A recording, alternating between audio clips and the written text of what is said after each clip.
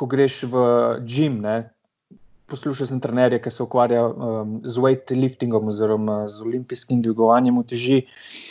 Pa je rekel, ko greš v gym in si naložiš štango oziroma palco, ne, za tiste, ki ne vejo palco, na katere potem nalagaš uteži, ne nalagaš gor samo tiste uteži, ki jih daš fizično gor, ampak si moraš predstavljati, da na tej palci ni samo tistih 50 kil, ki si jih naložil v obliki uteži, ampak na tisti palci imaš gor, če si šel zvečer, stres ali pa energijo celotnega dneva. Torej, ves stres sloniš še na tej palci gor. Torej, ne dviguješ samo tiste palce pa 50 kil, ampak v narekovajih dviguješ tudi celoten stres. Drugače povedano, če si imel neverjetno katastrofalen dan v službi, pa si bil non-stop anksiozen, pa je bil težek dan, pa je bil dan poln adrenalina, torej si reševal neke težke probleme, ali pa po drugi strani si zdaj doma, pa rešuješ eksistencialni problem, torej se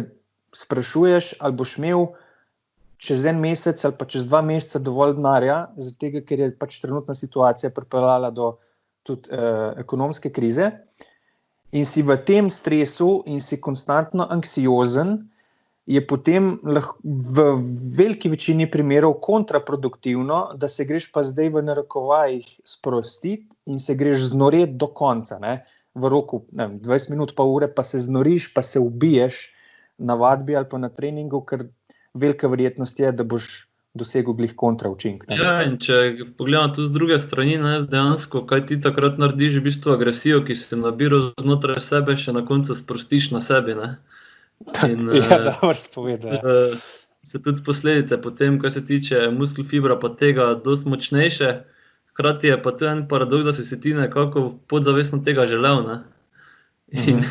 In dejansko te podzavest sili v to, da sam sebe še do konca potlačiš, koliko se da, da si pol na koncu sam sabo zadovoljen, ne.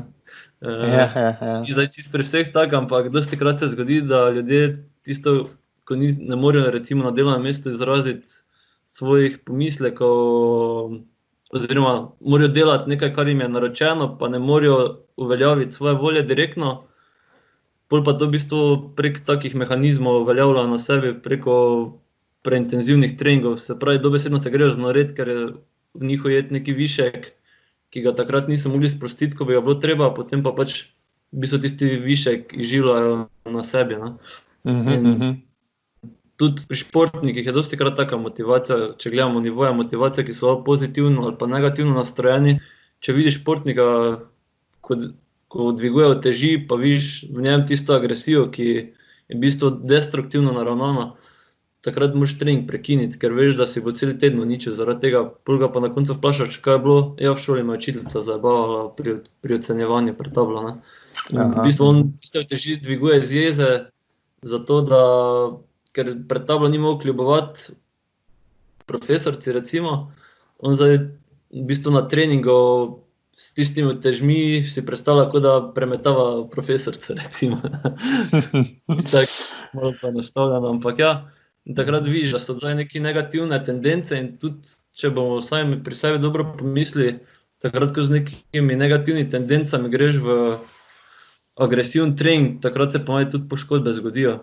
Poškodbe se redko kdaj zgodijo, ko se ti dobro počutiš, ko tudi imaš glavo spucano za trening, takrat bolj manj poškodb ni. Poškodbe so takrat, ko je v bistvu trening neke vrste distrakcija in manifestacija energij, ki jih nisi mogel izraziti čez dan, oziroma te tlači že dlje časa. Ja, to si pa zelo dobro povedal. Tudi pri teku trenerji pravijo že od nekdaj, oziroma v atletiki na splošno, težke misli, težke noge. Ja, res je. In je res, prav ne moreš verjeti, kako je to resno.